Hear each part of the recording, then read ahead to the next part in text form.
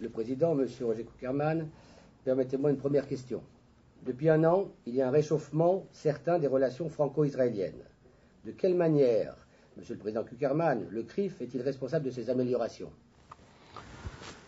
Je ne sais pas si on a vraiment contribué. Ce qui est certain, c'est qu'il y a eu des événements qui ont favorisé cette évolution. Et les premiers événements sont des événements de nature politique.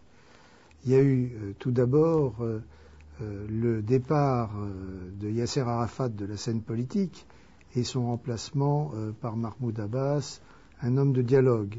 Et je crois que Arafat était considéré comme incontournable par les politiciens français. L'arrivée d'un homme de dialogue, prêt au dialogue avec Israël, a changé un peu le climat. Deuxième élément, l'annonce du retrait de Gaza et son exécution par Ariel Sharon, qui a surpris les politiciens français, qui considéraient le Premier ministre d'Israël comme un homme extrémiste, incapable de faire des concessions. Et ils ont été surpris de cette décision, et ils ont été encore plus surpris de la manière dont s'est fait le retrait de Gaza, où on a vu sur les images présentées par la télévision le caractère humain de cette armée israélienne. Troisième élément, et pas le moindre, l'assassinat, très vraisemblablement attribué aux Syriens, de Rafik Hariri, l'ancien Premier ministre libanais. Or, Rafik Hariri est un ami très proche de Jacques Chirac, qui n'a pas supporté l'affront que cela représentait à ses yeux, et donc il y a eu un changement dans les alliances. Et la France a demandé à l'ONU, parallèlement avec les Américains, le retrait de la Syrie du Liban, et le fait que l'Europe et l'Amérique conjointement demandaient ce retrait a permis d'obtenir le résultat qu'effectivement la Syrie a quitté le Liban. Et donc, du même coup, il était devenu possible de se rapprocher d'Israël, et le président Chirac a invité le Premier ministre Sharon pour la première fois depuis 4 ans, et Sharon est venu fin juillet 2005, et la rencontre s'est remarquablement passée.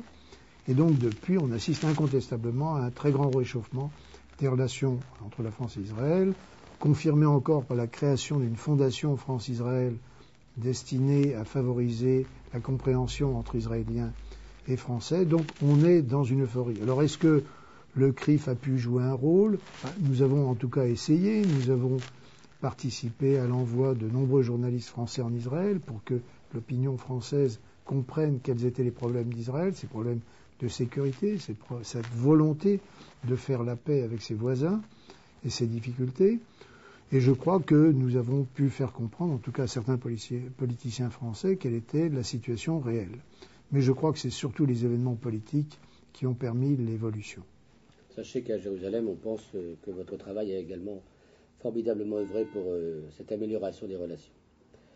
Nous sommes en 2006. 2006 commence par des remous politiques très graves. L'Iran menace la paix dans le monde et conteste même l'existence de l'État d'Israël. La Syrie met de l'huile sur le feu et accuse Israël d'avoir tué Yasser Arafat. Quels sont vos pronostics pour cette année, Monsieur le Président? Effectivement, la question iranienne est une question terrible. Et je crois qu'il est essentiel que l'Occident prenne conscience du fait que les menaces ne sont jamais un vain mot. On l'a expérimenté avec Hitler. Hitler l'a dit et Hitler l'a fait. Et il n'avait pas la bombe atomique. Et donc, j'ose espérer que les Occidentaux ne se comporteront pas comme à Munich et qu'ils tiendront compte du danger que représente la menace iranienne, non seulement pour Israël, mais aussi pour les États modérés arabes et aussi pour les pays occidentaux. C'est une menace, bien sûr, c'est une menace pour la paix mondiale, d'une gravité extrême. La menace de la destruction d'Israël est totalement incompatible avec la détention de l'arme nucléaire. Et donc, il est essentiel que l'Europe et l'Amérique, il faut qu'ils soient ensemble, mettent au point une attitude forte avec les sanctions adaptées, qui peuvent être de toute nature, mais il faut impérativement empêcher l'Iran de se doter de l'arme nucléaire. Il en va vraiment de l'avenir de la paix du monde. Quant à la Syrie, il est clair que c'est un pays qui a des comportements barbares, l'assassinat de Rafik Hariri, l'assassinat de tous les patriotes libanais qui s'opposent à l'hégémonie syrienne sur ce pays, montre le comportement de ce dictateur Assad. Je crois qu'il est temps, là aussi, que l'Occident mette fin à ce régime. Ça n'est pas aussi dangereux, évidemment, pour Israël que la menace iranienne, mais il est incontestable que la Syrie et l'Iran contribuent au financement du Hamas, du Hezbollah, et que leur rôle dans le maintien du terrorisme est un rôle dont il faut leur attribuer toute la responsabilité et pour lequel, là aussi, il faut que l'attitude occidentale soit exemplaire. Revenons un peu à l'État d'Israël. Nous savons que vous êtes très très proche d'Ariel Sharon, qui est pour vous un ami. Que ressentez-vous face à ce tragique événement que traverse en ce moment le pays ? Bon, son retrait forcé de la scène politique est évidemment d'une gravité extrême, un moment crucial pour l'avenir de la région. On pouvait espérer, après le retrait de Gaza, qu'un mouvement était enclenché vers la paix. Donc on ne peut que constater avec un grand regret son retrait, qui est d'autant plus grave qu'il était respecté évidemment par les Israéliens, mais aussi par ses adversaires, par les Palestiniens, parce que les Palestiniens savent qu'il faisait ce qu'il disait et qu'il disait ce qu'il faisait. Et donc il était particulièrement crédible. Ceci étant dit, l'État d'Israël est une démocratie.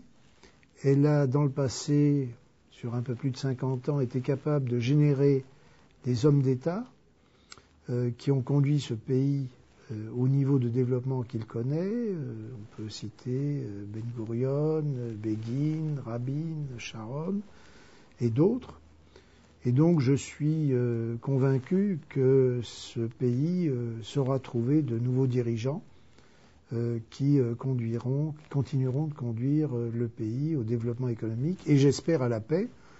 Alors peut-être pas à la suite d'une négociation, parce que pour négocier, il faut avoir des partenaires, il faut être deux, mais l'exemple du retrait de Gaza montre qu'il y a peut-être une autre solution qui est celle d'action unilatérale, de retrait partiel des territoires, qui, en isolant les Palestiniens des Israéliens, permettrait peut-être de bâtir une paix froide, mais une paix quand même. Merci beaucoup. C'est votre deuxième mandat en tant que président du CRIF. Vous êtes considéré comme un homme courageux politiquement. Les Juifs français comptent beaucoup sur vous. Dans quelle direction avance Roger Kuckerman ? Écoutez, quels sont vos projets ? Moi, j'ai passé une grande partie de ma vie à des activités professionnelles. Maintenant, je passe mon temps et tout mon temps à m'occuper des Juifs, à lutter contre l'antisémitisme, à soutenir l'État d'Israël. Eh bien, je continuerai dans cette voie. Alors, je ne sais pas avec quelle casquette, mais en tout cas, je continuerai à mener ces combats pour défendre les Juifs contre l'antisémitisme et pour soutenir l'État d'Israël.